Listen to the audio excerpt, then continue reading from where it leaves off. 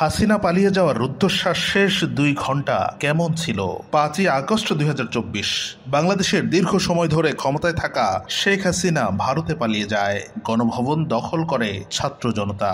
2000 শহীদের রক্তের বিনিময়ে ইতিহাসের সোনালী দিন 36 জুলাইয়ে বিজয় আসে জনতার। তবে শেখ হাসিনার পালানোর শেষ মুহূর্তে কি ঘটেছিল? দিন যত গড়াচ্ছিল ততই চাপ বাড়ছিল। বল ততদিনে শিক্ষার্থীদের কোর্টে চলে গেছে। আইন শৃঙ্খলা বাহিনীর একটা অংশের মধ্যে দ্বিধা কাজ করলেও প্রতিরক্ষা বাহিনী তাদের অবস্থান পরিষ্কার করে দিয়েছে। দেশের স্বার্থে তারা জনগণের সঙ্গেই থাকবেন। সেদিনের সকালটা আর 10টা সকালের মতো হলেও জুলাইয়ের মাঝামাঝিতে আন্দোলন শুরু হওয়ার আগের দিনগুলোর মতো অবশ্যই ছিল না। আগস্টের প্রথম সপ্তাহে চারদিকে উত্তেজনা, দুশ্চিন্তা আর শঙ্কা। দেশ বিদেশের সবাই যেন একটা শেষ দেখার অপেক্ষায়। কিন্তু শেখ হাসিনা ভাবেনি ওই দিনটা চলে এসেছে। 5ই আগস্ট তিনি ভোরেই ঘুম থেকে ওঠেন। আগের রাতে অনেক দেরিতে ঘুমাতে যাওয়ার পরও আর্লি ওয়াকআপ। শোনা যায় ফজরের নামাজে বসে নাকি দীর্ঘক্ষণ দোয়াও করেছিল হাসিনা। এরপর 1 কাপ চা নিয়ে বসলেন গণভবনে নিজের অফিস কক্ষে। চারদিকে নিরাপত্তারক্ষী, এলিট বাহিনী, এসএসএফ ও প্রেসিডেন্ট গার্ড রেজিমেন্ট, পিজিআর সহ একাধিক বাহিনীর সদস্যরা গণভবনকে নিরাপত্তার চাদরে ঢেকে রেখেছে। পুলিশ ও অন্যান্য বাহিনীতে থাকা আস্থাভাজন পদস্থ কর্মকর্তাদের সঙ্গে ফোনে কথা শুরু করলো হাসিনা। বুঝতে চেষ্টা করলো সর্বশেষ পরিস্থিতি। কারফিউ বলবৎ আছে। বাহিনীর কর্মকর্তারা কারফিউ ভঙ্গকারীদের বিরুদ্ধে কড়া পদক্ষেপ নেবেন বলে তাকে আশ্বস্ত করেছেন।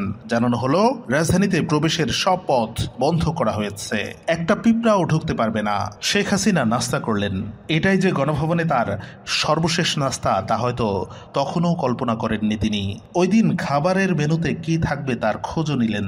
কারণ রাজনৈতিক নেতা ও সুশীল সমাজের গুরুত্বপূর্ণ ব্যক্তি থেকে শুরু করে নানা বাহিনীর শীর্ষ কর্তাদের সঙ্গে তার দেখা করার কথা। সেদিন ওই সময় গণভবনের বাইরে বেশ চুপচাপ পরিবেশ চোখে পড়ে। সারা দেশের মানুষের প্রবল আগ্রহ ঢাকায় আজ কি হতে যাচ্ছে।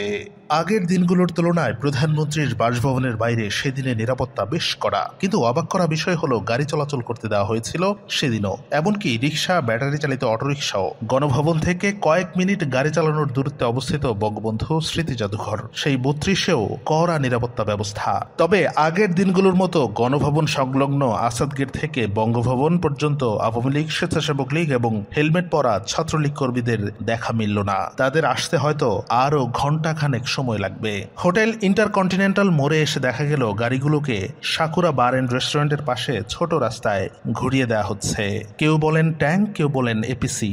সেগুলোর দেখা পাওয়া গেল হোটেলের সামনে। কিন্তু অস্বাভাবিক ব্যাপার, যে দিক থেকে বিক্ষোভকারীদের আসার কথা সেই শাহবাগের বদলে ট্যাঙ্ক বা এপিসি গুলো বাংলা মোটর মোড়ের দিকে তাক করে রাখা। কেন্দ্রীয় শহীদ মিনারের সামনে ততক্ষণে বেশ মানুষজন জড়ো হয়ে গেছে। চাংখারপুলেও বিক্ষোভকারীদের ভিড়। সেদিন এখানে আরেকটু পরেই অনেককে গুলি করে হত্যা করা হয়। জাতীয় প্রেস ক্লাবের সামনের পরিবেশ আরো চুপচাপ। মেট্রো না চলায় স্টেশনও নিঃশব্দ। তবে ঢাকা মেট্রোপলিটন পুলিশের সদর দপ্তরের সামনে গোয়েন্দা পুলিশের সশস্ত্র সদস্যরা গাড়ি ও পথচারীদের থামিয়ে তল্লাশি চালাচ্ছিল।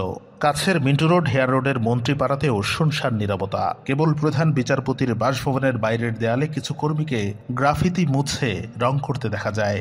আগের কয়েকদিন এসব দেয়ালে বিভিন্ন স্লোগান লিখেছিলেন আন্দোলনকারীরা। এরকম দেয়াল লিখন পুরো ঢাকা শহরেই দেখা গেছে। মূলত 3টি স্লোগান ছিল: খুনি হাসিনা, স্বৈরাচার হাসিনা এবং শেখ হাসিনা পদত্যাগ করো। এদিকে শেখ হাসিনা ততক্ষণে গণভবনে ঊর্ধ্বতন নিরাপত্তা কর্মকর্তাদের সঙ্গে বৈঠক করছেন।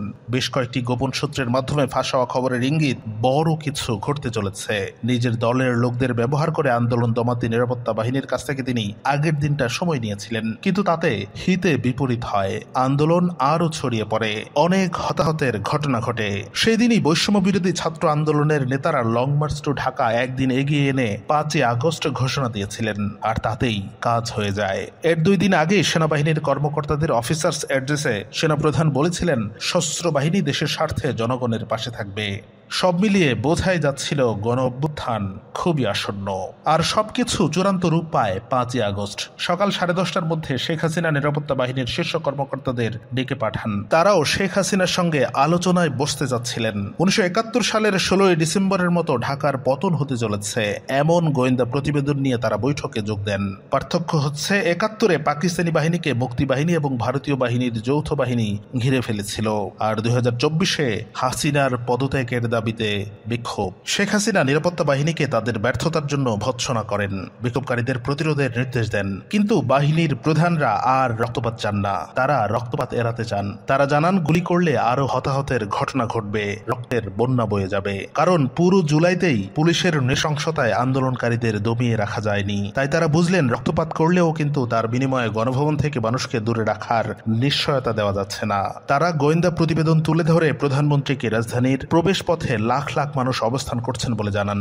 ইতিমধ্যে যাত্রাবাড়ি, সাভার, আশুলিয়া, উত্তরায় অনেককে হত্যা করেছে পুলিশ, কিন্তু জনতাকে রুখে দেয়া যায়নি। 5ই আগস্ট সকালেই মৃতের সংখ্যা প্রায় 100-তে পৌঁছেছে।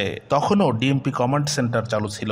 ঊর্ধ্বতন পুলিশ কর্মকর্তারা রাজধানীতে প্রবেশ বন্ধ করতে মাঠ পর্যায়ে নির্দেশনা পাঠাচ্ছিলেন। কিন্তু বৈঠকে তাদের শীর্ষ কর্মকর্তা প্রধানমন্ত্রীকে জানান ঢাকার পতন সর্বোচ্চ 1-2 ঘন্টার ব্যাপার। পরিস্থিতি এমন দাঁড়িয়েছিল যে শেখ হাসিনার সামনে তখন একটাই বিকল্প খোলা, পদত্যাগ।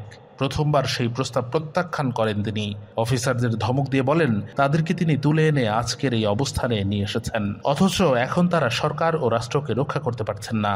তার প্রতিক্রিয়ায় ব্যর্থ মনোরথ হয়ে উচ্চপদস্থ কর্মকর্তারা তার বোন শেখ রেহানার সঙ্গে গণভবনের একটি ভিন্ন কক্ষে কথা বলেন। রেহানা শেখ হাসিনার সঙ্গে কথা বললেও তখনও হাসিনাকে মানানো যায়নি।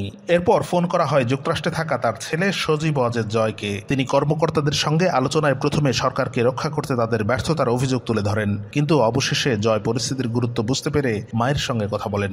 এবার শেখ হাসিনা রাজি হয়, তবে তিনি ধানমন্ডি 32 ও গোপালগঞ্জে গিয়ে জাতির পিতার প্রতি শ্রদ্ধা জানাতে চান। কর্মকর্তারা বুঝতে পেরেছিলেন এতে করে নতুন ঝামেলা তৈরি হতে পারে। টঙ্গীপাড়ায় পৌঁছার পর তিনি মনও পরিবর্তন করতে পারেন বলে তার আশঙ্কা ছিল, তাই তারা সেই প্রস্তাব প্রত্যাখ্যান করেন।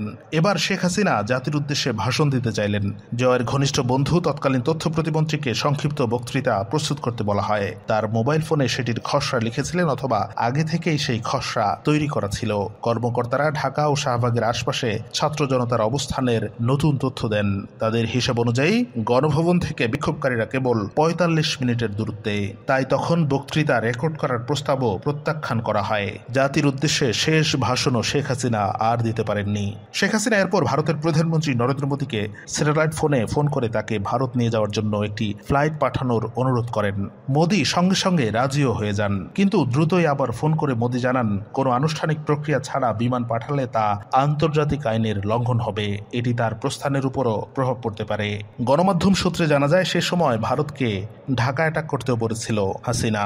শেষ পর্যন্ত তাড়াহুড়ো করে ব্যাগ গোছাতে হলো। প্রথমে 4টি সুটকেস নিয়ে হেলিকপ্টারে, তারপর বাংলাদেশ বিমান বাহিনীর পরিবহন বিমান দিয়ে ভারতের দিকে যাত্রা। আর এর মধ্যেই শেখ হাসিনা তার দীর্ঘ রাজনৈতিক জীবনেরও সমাপ্তি টেনেছেন। তিনি দেশের সীমানা ছাড়ার পরপরই গণভবন ও আশপাশের এলাকা থেকে সেনা প্রহরা প্রত্যাহার করা হয়। দেশের সবচেয়ে দীর্ঘমেয়াদী প্রধানমন্ত্রী সদ্য পদচ্যুত শেখ হাসিনা যখন ভারতের আকাশ সীমায়, ছাত্র জনতা তখন গণভবনের ভেতরে। লাখ লাখ ছাত্র জনতা গণভবন, সংসদ ভবন, প্রধানমন্ত্রী কার্যালয় দখল করে নেয়। সৃষ্টি হয় নতুন ইতিহাস। 36 জুলাই।